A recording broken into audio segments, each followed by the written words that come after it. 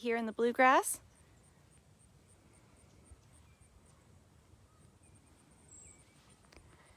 So normally we go and we look at some of our horses, but today we're going to put the spotlight on our barns.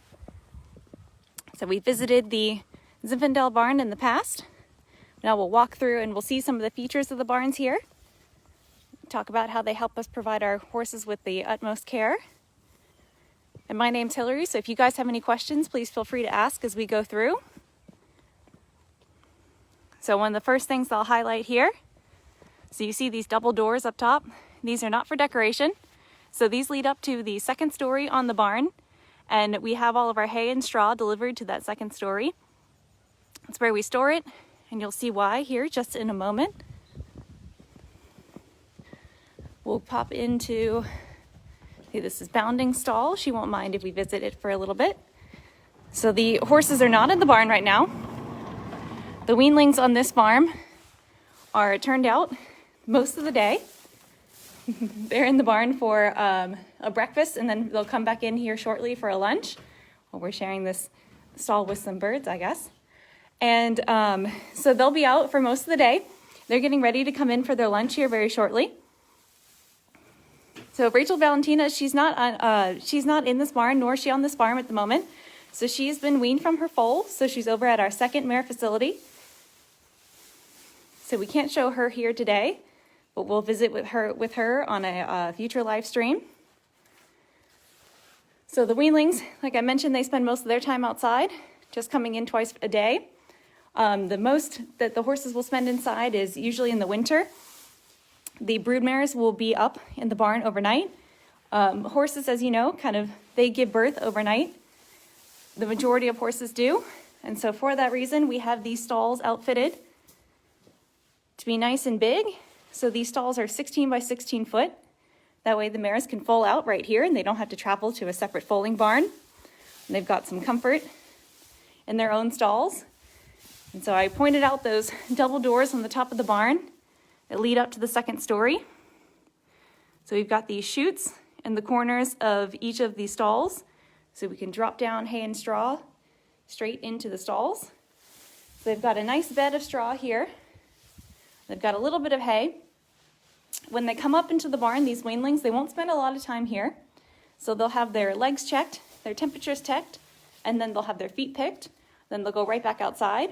So this is just a little bit to tide them over while they're here in the barn. They'll also come up and have some grain. This is their lunch. So each horse gets a certain amount that's catered to their individual needs. Whether they need more or less kind of just depends on the individual horse. You can see here in the corner as well, we've got two different hooks for feed tubs. So the one up here, this is where it starts. When the foals are young, the feed tub will be high, so that way they can't share mom's food. They can't eat her grain and grow too quickly. And then as they mature, the tub will drop down and they'll start to be introduced to that food that they'll eat when they're weanlings. So they'll share feed with their dams. And now they are weaned, so this whole barn has been weaned. So now they've got their lunch to themselves. So nice big stalls. And I wish you could feel the breeze coming through here. The design of these barns allows us to not only let air come through here, well, it's not really summer anymore, it's very pleasantly fall. So when it's warm, we can open up all the doors and let the breeze come through. And when it's cold, we can close everything off and trap heat inside the barn. That way it naturally stays warm. And each stall also has a little automatic water as well. So everybody stays nice and hydrated when they're in the barn. And we'll walk through and see what else we have in here. We may get a visit from our barn cat as well. We'll see if he wants to be friendly with us today. Then as these foals come up, they get a reward for coming to the fence. And if you remember the grain in Bounding's tub, it's the same grain. They just get a little bit of a treat for remembering their routine. And they've been on that similar routine of going out in the morning, coming up for breakfast and lunch, essentially since they were born. But sometimes, at this stage, they are weanlings, so they'd rather stay out and play with their friends. then remember their routine and come up. Even now we have the 2 fields here. There's one, you may not even be able to see them. They're all the way off in the distance. And there's another field that's waiting just over the cusp of this hill for lunch. So this field to the right will probably be the ones that will come up first. And those others may have to make a mad dash. Rachel's doing really well, enjoying the fall weather that we have. Now with her paddock mates. And she's on the same schedule as these weanlings, so she'll come up into the barn for breakfast and lunch. But she spends most of her time outside as well, which is, it's the best thing for the horses to just let them be horses.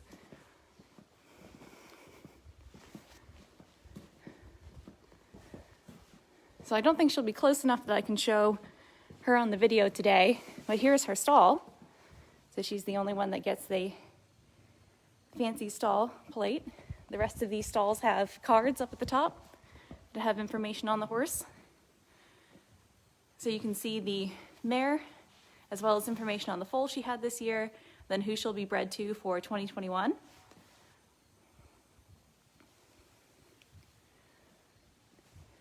And you can see as well here on the bottom, or on the floor, we have this nice non-slick surface. So that way we can power wash everything, we can hose the barn out, we don't have to worry about any of the horses slipping and sliding when they come in from the barn.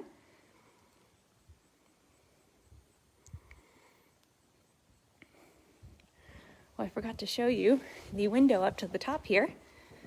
So you can see the breezeways. Another way that we let in the air here in the barn. Let all the nice breeze come through. And then you can get that view up at the top there, up into the cupola. And the heat will go up in the winter when we close up all the barns, kind of provide a nice natural heat here in the barn. My accent almost came through there for a second. We're all trained in fire safety as well, so we can operate these fire extinguishers if need be. And we're monitoring the barns at all times. Even at night, we have night watch that comes through, keeps an eye on both the horses and the facility itself. And so I'll show off these stalls, in particular here on the end. So we've got kind of a buddy stall system here, where this window goes into the stall that's next door. So not only can you put 2 horses here that might feel a little better if they could see another horse when they're up in the barn, what we can also do is when we have mares that we think are ready to go to the stallion, we can have the mare in one stall and we can have the teaser in the other stall. That way they can communicate through that window there. It's a little safer for the staff and for the horses since they can't injure one another. They've got that separation of the wall. Because if the mare is receptive to the teaser, she'll be very interested in interacting with him and she'll be happy to see him. But if she's not ready to be bred, she could be outright aggressive towards him. So it's safer to have that boundary between the two. And if she does indicate that she's ready to go to the stud, that's when she'll travel to the stallion barn. And then she'll come back here and we can do an ultrasound 2 weeks later, determine if she is in foal. And that's how we get those dates when the mares are due for the next year. And I know I've talked about this a few times. If you look, all of the foals here have birthdays that are very close to one another. So these 2 were born just 1 day apart. And that is due to that system of counting forward those 11 months of the average equine gestation period, estimating when the foals are going to be due the next year. That way they're all born around the same time. So we don't have to worry about having a May foal with a January foal that are in just completely different stages of development. All these horses were born together. They're all around the same size.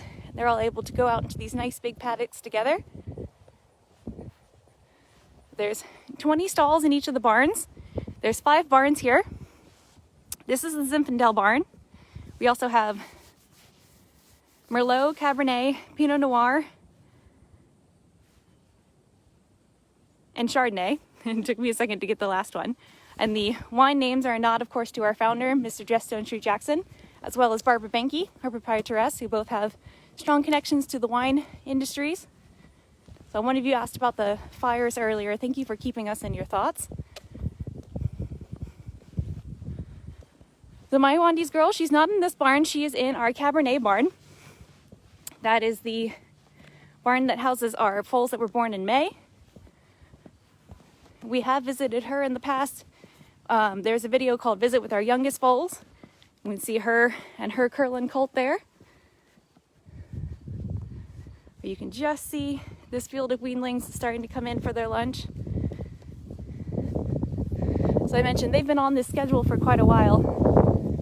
So they're used to coming in right around this time. They may even see me and think that I'm going to bring them up for their lunch.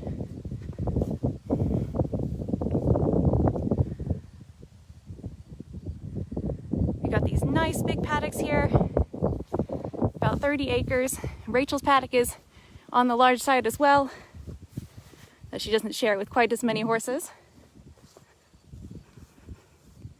Like I said, these guys are just out enjoying life as horses, some of the best land possible. And those barns will become much more crucial to our operation here in the next couple of months when the brood mares start to migrate back here from the Matriarchs and Maidens farm. That's our second mare facility down the road on Old Frankfurt Pike. So these weanlings will stay here until all of the foals are weaned. We've got a group that were born in May that are still with their dams. So once all the foals are weaned, they will start to transition to the yearling farm. And this farm will sit empty for a little while. We'll clean all the barns out, power wash everything, and then the mares will start to transition to this farm from that second mare facility. And so they'll be grouped up, and then we'll prepare for the 2021 season. And these guys at the yearling farm will do kind of similar to what they're doing now. So they'll spend a lot of time outside. They'll stay in the groups that they're in now. So they're in mixed sex couples, they're in mixed sex groups. There's a different amount of horses in each field depending on the size of the field. So they'll stay in these groups until they travel to the yearling farm, and then they will be divided up, colts and fillies. They'll stay in groups, and then not until later in the year when we start sales prep, will they start coming up into the barn during the day. They avoid the sun during the day, and they'll go out at night just to avoid that sun bleaching on their coats.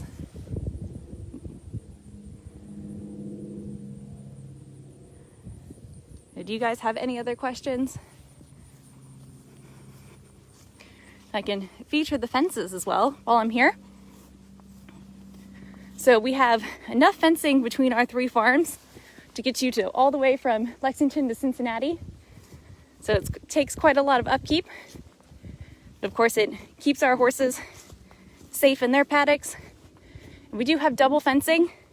So that way, if you get a horse that is very athletic and manages to jump one of the fences, they'll essentially be, of course, they start running as soon as I walked away.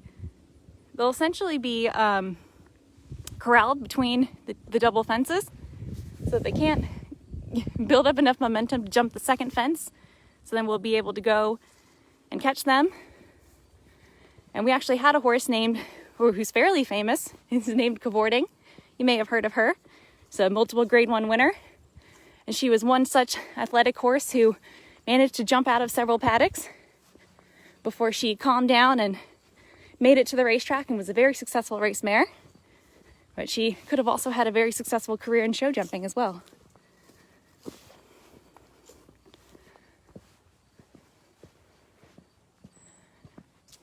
So I'll go ahead and walk to the end here. So we don't have much problem with predators, Jay, especially when the horses are in groups like that. It's not really a big issue. I can't even remember. I've been here for 3 years now and I've never seen a coyote on this farm.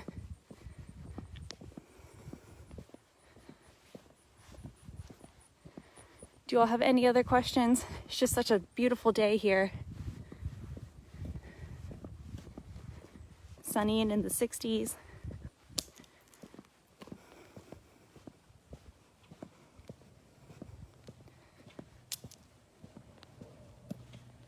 So speaking of night, next week we will be doing a sunset tour. So I'll take a golf cart around and we'll see some of the scenery here at sunset. Hopefully run into a few horses if they want to come and say hello to us. Maybe run into Rachel Alexandra as we drive around. So if you all are interested in joining me for that, keep an eye out on our website. We post our blog schedule each week. We save our tours to our Facebook page as well as our YouTube channel, so you can always revisit past tours. And I'll hopefully see you next week for that sunset tour. See, we do have hay. It's in the corner of the stalls here. Oh, here's Ginger. He must not have heard me when I came through the first time. So the barns are, for the most part, all equipped with barn cats. Come here, buddy. It's a natural way of keeping mice away because they can cause damage to the barns and get into the horse feed.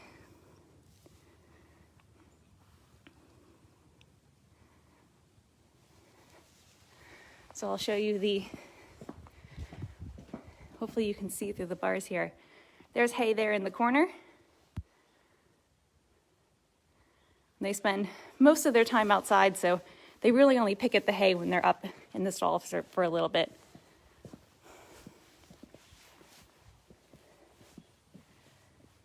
You guys have any other questions? So I'll wrap up for today. Again, if you want to visit us at sunset, we'll drive around and see the scenery. I hope you guys can join me next week. Thank you all very much for tuning in. I'll see you next time.